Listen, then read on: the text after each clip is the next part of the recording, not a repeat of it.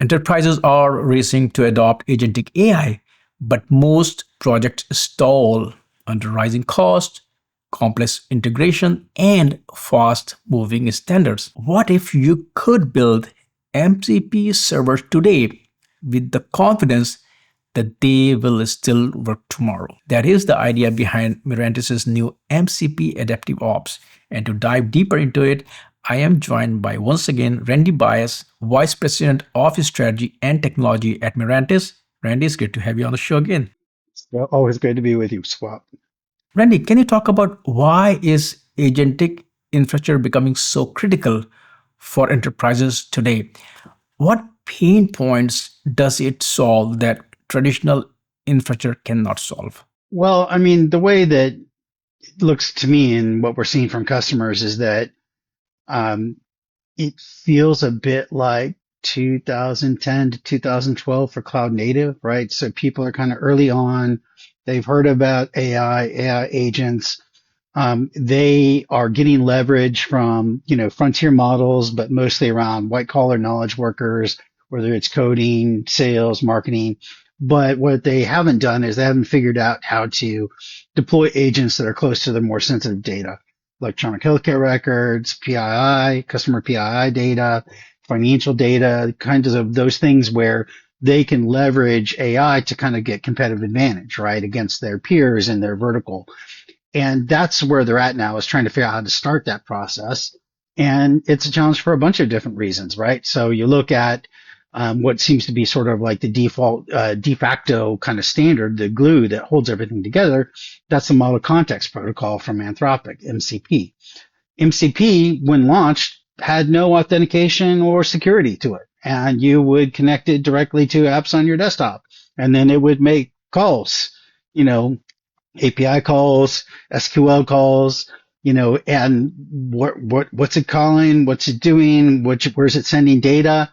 And then a few months later, they added authentication and security. But what happened is kind of what happened with cloud native is you've got people who are realizing they can get immediate value out of AI.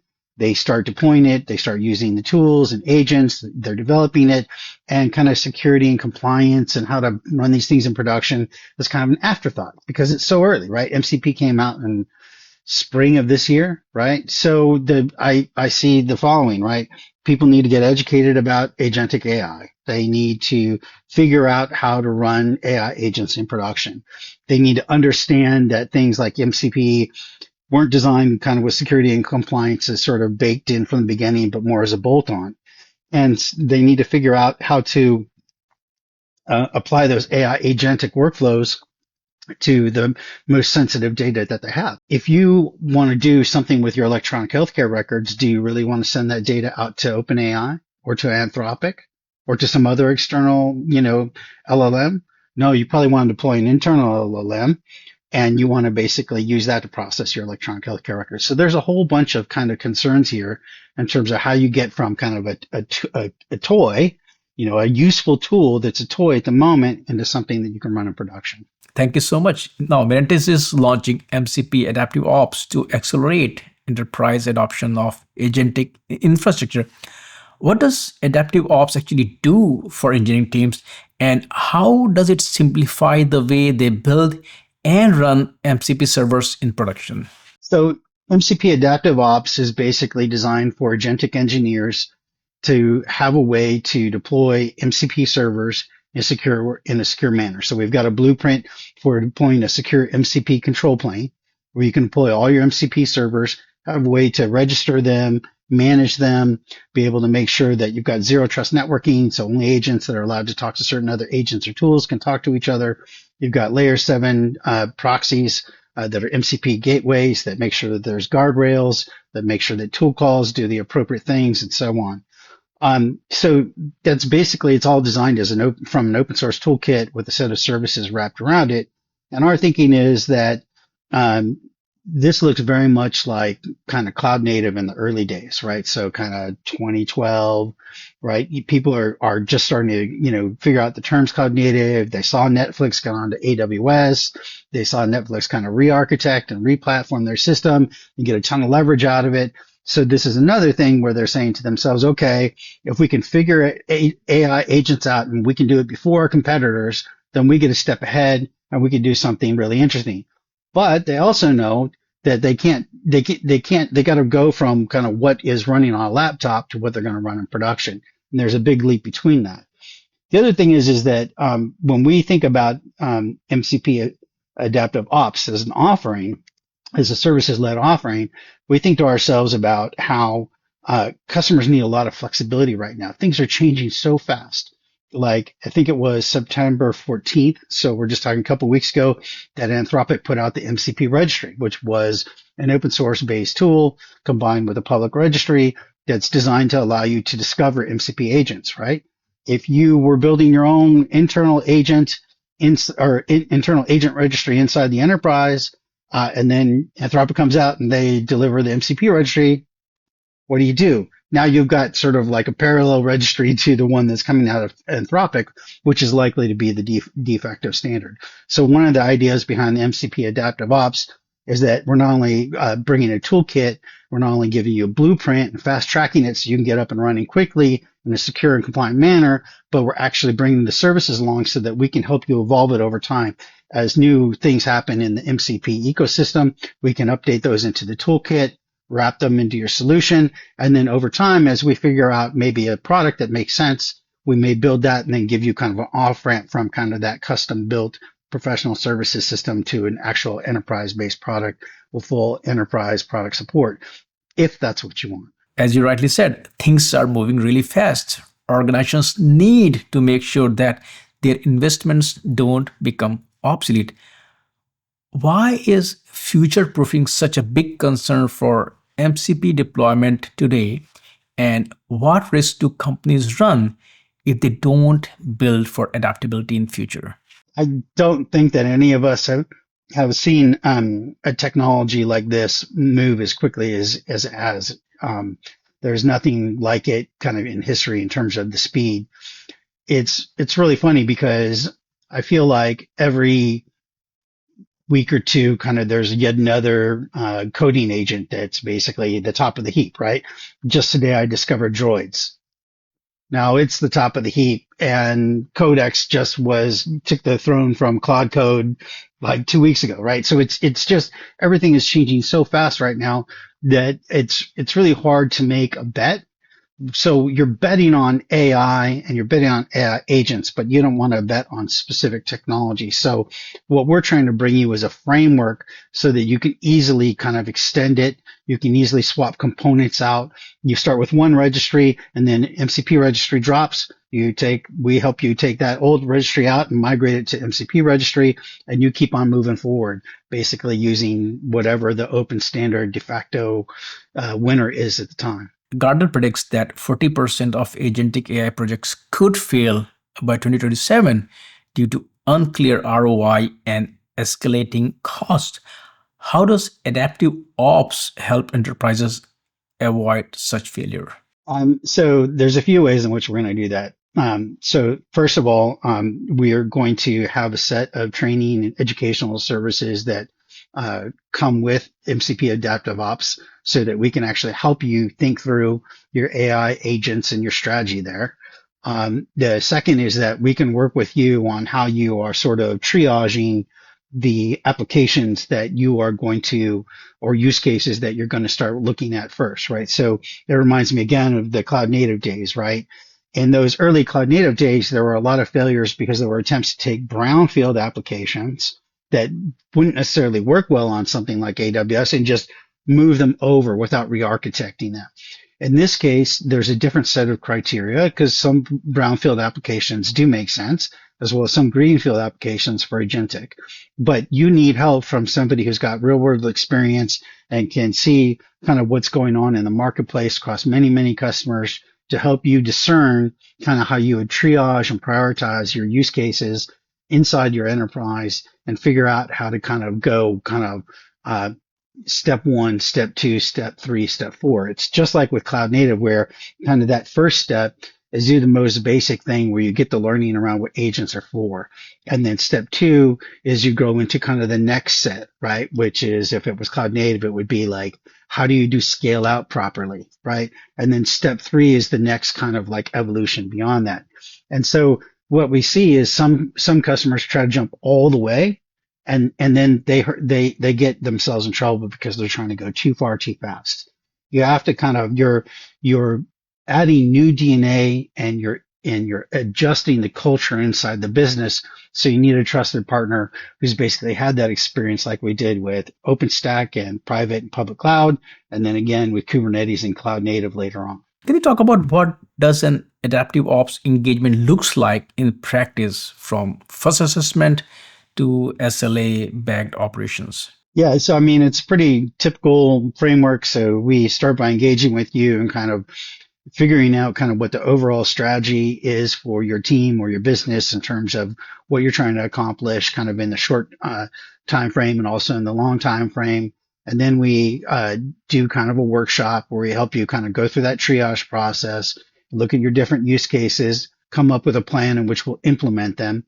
And then we've got a fast track where we can basically bring up your secure MCP control plane, then which your agents would go on to. And then in parallel, we run a track where we're helping you with a set of educational training services around AI and agentic workflows. As you hinted at OpenStack, and I always bring that point whenever I'm talking to you, Mirantis has been with enterprises in their journey through open source transition before, whether it's Kubernetes, whether it's OpenStack. What lessons from those journeys are you applying here with MCP? I think it's really interesting because when I look at it, AI native looks like an extension of cloud native. So, all of the same thinking and tools largely apply, which is that you're going to, design for scale out. Kubernetes is the ideal, substrata to basically put your agents on, to kind of do full lifecycle management on them. So that's very straightforward. But part of what's happened now is that as you're looking at building an agentic framework, you have to realize that like not everything in a given AI app is an agent. There's going to be pieces that are just normal, discrete tools. And not even ones that agents call, but like software, like data ingestion engines, right? You need to ingest data on a regular basis from an SQL database and put it into a vector database. And there's no agent that needs to be involved with that, right? Then you've got the pieces where there's going to be agents. Then you've got tools or the tools that agents call to do certain kinds of things. And then a lot of that's all glued together with MCP. And you have to really think about each of those components a little bit differently.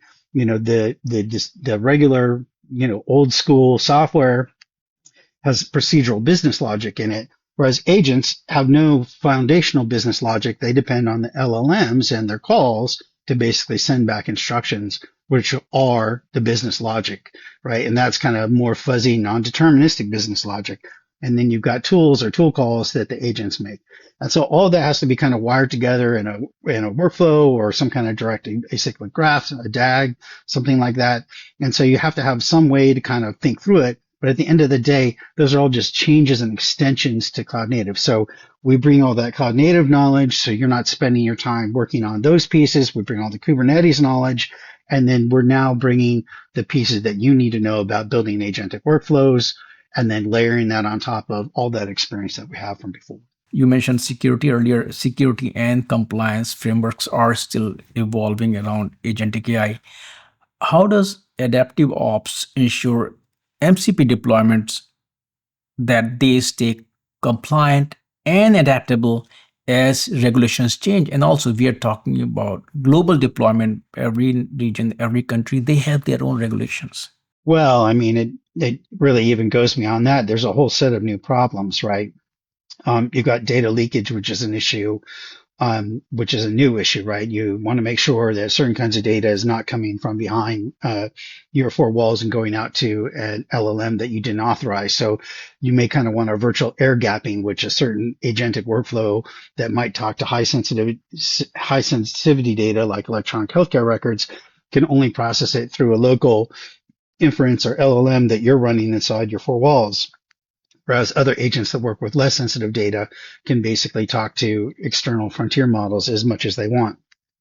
In addition, you want to basically have things like LLM guardrails in place, but it's more than just the obvious things like, your industry's, regulatory and compliance situation that you have to worry about with guardrails. It's more than things about worrying about, CSAM or, inappropriate usage. You've got situations where like there's cultural changes, right? Or cultural differences. So if you're in Thailand, for example, it is against the law to basically say anything against the king of Thailand. And so you want the enterprises to be able to not just, deploy, some guardrails that were created externally, but to customize guardrails specifically for their use case and to be able to use those guardrails basically between agents and their internal inference engines, between agents and external frontier models to make sure that it's in compliance and not just with the regulatory requirement, but cultural requirements, language requirements, corporate policy, all of those things. And I think we're very early in the learning cycle of what it means, because in the past you didn't really have to worry about arbitrary, things happening, but now we do because AI is a non-deterministic kind of system. Now, the fact is that MCP ecosystem itself is shifting.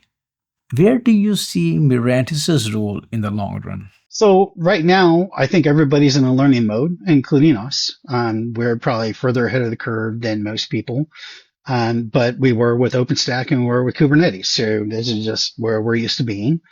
And so we want to get out there and help people get the knowledge that we have, learn from them about their particular vertical, geographical, cultural kinds of issues that need to be dealt with, and help them actually build solutions that will get them to cross the AI chasm. And then over time, we'll start to adjust where we are in that ecosystem. Likely we'll start to productize some things. But, we're not going to get ahead of ourselves because things are changing so much right now. And we don't really want our customers to get ahead of themselves either. People had a lot of challenges. Businesses had a lot of challenges in crossing the chasm on cloud native. And there were a lot of failures initially. But what Mirantis did was we made sure that we worked closely with our customers to solve real world problems, to drive them to conclusions, and then to take those and leverage them into more and more deployments, further and further growth of cloud native inside those businesses. So once we had kind of shown a path to success, we could replicate that over and over and over again. And so that's our plan with AI as well. Enterprises who are adopting early stage standards often worry about lock-in. It could be either to a vendor or it could be to an approach that might not last. How does Mirantis position AdaptiveOps to give customers flexibility if the MCP ecosystem evolve in unexpected ways? MCP AdaptiveOps is really designed initially as, the core is an open source based toolkit. It's a set of different tools, some that we provide, some that come from other sources, some that we contribute to, and we bundle those up. And then we have a blueprint and we say, look, this is what we think the baseline blueprint is. And then we work with the customer to make sure that whatever we wind up delivering from a services basis actually meets whatever needs they have. And then we work with them over time to basically continue to adapt that toolkit so that it morphs as things change in the ecosystem. And then if they decide to off-ramp, they off-ramp from us. They can go to somebody else. Or if we build an open source based product at a future date and they want to move on to that, they have that ability as well. But the whole idea is that by being open source, by being services based, by coming with kind of the attitude of it is early, things are going to change. We don't know what's going to happen. We don't know what more, the MCP ecosystem is. We don't know how much more the MCP ecosystem is going to evolve. By coming with that attitude, then we create flexibility for us and for the customer. And if we look at something like the Kubernetes ecosystem, does MCP wind up looking like that? Perhaps, but it's huge, right? Or does the MCP ecosystem wind up looking like a different open source ecosystem? We don't really know. But right now, I think everybody wants to maintain maximum flexibility, and we're committed to making sure our customers can do that. Randy, thank you so much. It's quite clear that enterprises cannot afford to gamble on fragile agentic AI projects. MCP's Adaptive Ops is Mirantis' bet that you can build now and you can stay adaptable for what comes next. Thank you so much for sharing your insights, and I look forward to chat with you again. Thank you. And back to our audience, thanks for watching. Don't forget to like, subscribe, and share, and I'll see you in the next episode. Thanks for watching.